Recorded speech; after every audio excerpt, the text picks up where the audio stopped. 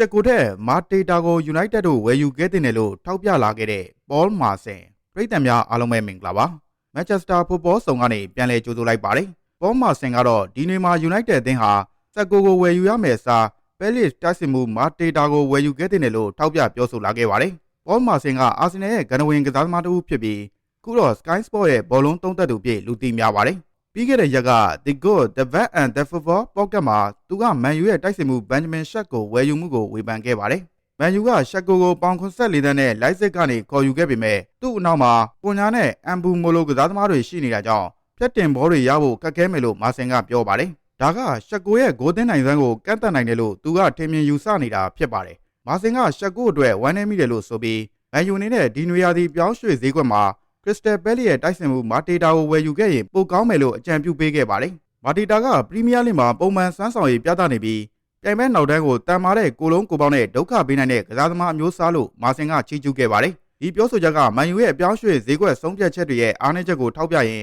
ပရိသတ်တွေနဲ့မီဒီယာတွေကြားဆွေးနွေးမှုတွေဖြစ်ပေါ်စေခဲ့ပါတယ်။ဒီပြောဆိုချက်ရဲ့နောက်ခံကမန်ယူရဲ့ယခုနှစ်ရာသီအစပိုင်းစွမ်းဆောင်ရည်နဲ့ဆက်ဆက်နေပါတယ်။မန်ယူကရာသီအစပိုင်းပရီးမီးယားလိပွဲ6ပွဲမှာ2ပွဲသာအနိုင်ရထားပြီးဂိုးသွင်းနှုန်းကအတော်လေးကိုအားနည်းနေပါတယ်။ချက်ကိုကပရီးမီးယားလိဂိုးတကိုးသာသွင်းနိုင်ခဲ့ပြီးသူ့ရဲ့ဂိုးဧရိယာတဲ့နေရာကြီးပုံနဲ့ဖြတ်တင်ဘောတွေရရှိမှုနည်းပါးတာက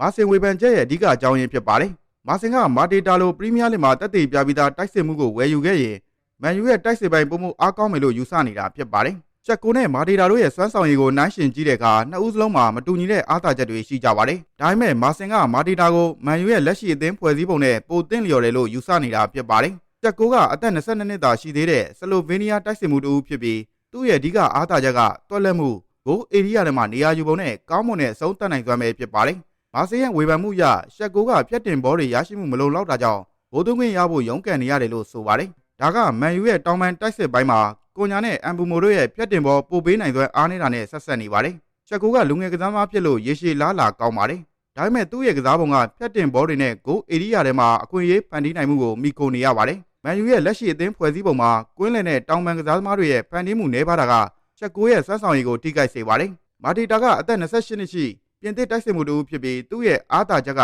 တန်မာတဲ့ကိုလုံးကိုပေါင်းဂိုးဧရိယာထဲမှာပြိုင်ဘက်ကန်စစ်ကိုဖိအားပေးနိုင်မှုနဲ့တက်တင်ဘောနည်းနည်းနဲ့တောင်ဂိုးသွင်းနိုင်တဲ့စွမ်းရည်ပဲဖြစ်ပါတယ်။ဒီရာသီစ6ပွဲမှာမာတေတာကလိ3ဂိုးသွင်းယူထားပြီးဖြစ်ပါတယ်။မာတေတာကပရီးမီးယားလိမှာတက်တည်ပြပြီးသားကစားသမားဖြစ်ပြီးသူ့ရဲ့တန်မာတဲ့ကိုလုံးကိုပေါင်းနဲ့ပြိုင်ဘက်ကန်စစ်ကိုဖိအားပေးနိုင်ပါတယ်။ဒါပေမဲ့သူ့ရဲ့အသက်အရွယ်ကရှက်ကိုထက်ပိုကြီးတာကြောင့်ရေရှည်လားလာကတော့နည်းပါးနိုင်ပါတယ်။ခုနောက်ပိုင်းမှာမန်ယူဟာပြောင်းရွှေ့ဈေးကွက်မှာလူငယ်ကစားသမားတွေကိုဦးစားပေးဝယ်ယူတတ်ပါတယ်။ဒါကရေရှည်အတွက်ကောင်းမွန်ပေမဲ့လက်ရှိရာသီမှာချက်ချင်းအကျိုးသက်ရောက်မှုပေးနိုင်တဲ့ကစားသမားတွေလိုအပ်နေပါတယ်။မာဆင်ကမာတေတာလိုပရီးမီးယားလိမှာတက်တည်ပြပြီးသားတိုက်စစ်ကစားသမားကိုဝယ်ယူခဲ့ရင်မန်ယူရဲ့တိုက်စစ်ပိုင်းပုံမှုအားကောင်းမယ်လို့ယူဆနေတာဖြစ်ပါတယ်။ချက်ကိုရဲ့ရေရှည်လားလာကိုတန်တရားမရှိပေမဲ့လက်ရှိအသင်းဖွဲ့စည်းပုံနဲ့မကိုက်ညီတာကအားနည်းချက်ဖြစ်နေပါတယ်။နောက်ပြီးကိုညာအမ်ဘူမိုတို့ကတောင်ပန်ကနေမှွေနောက်မယ်အတွင်းကိုဝင်လာပြီးဂိုးကန်သွင်းမယ်ဒီလိုမျိုးအားတန်ကြတဲ့ကစားသမားတွေဖြစ်ပါတယ်။ဒါကြောင့်ရှက်ကိုအတွက်တောင်ပန်ကနေဖန်တီးပေးမှုတွေလုံလောက်မရရှိတာလို့မြင်မိပါတယ်။ဒီကိုတို့ကရောဘယ်လိုမြင်ကြလဲ။ပေါမာဆင်ရဲ့စကားတွေကလက်ခံပေးလို့ရနိုင်လား။ပြောပေးကြပါဦး။ဆုံးထိကြည့်ပေးလို့အားလုံးကိုကျေးဇူးတင်ပါတယ်။